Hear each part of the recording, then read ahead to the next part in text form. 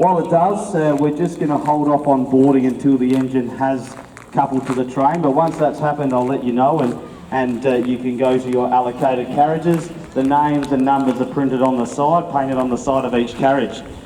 You'll find a car captain in each carriage that will be able to greet you and then tick you off their list and show you to your allocated spaces. It's really important today for us to follow our COVID procedures, that we continue to practice all of those things we've been learning over the last 6 or 7 months. So hygiene is really important.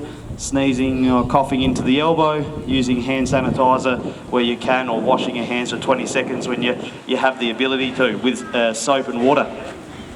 Also maintaining that 1.5 metre physical distance from groups that aren't travelling with you. So if you're travelling together with a few families and that's a common occurrence, then that's okay. But if it's a group that you do not know or don't have any contact with, then can we please maintain that 1.5 metres distance.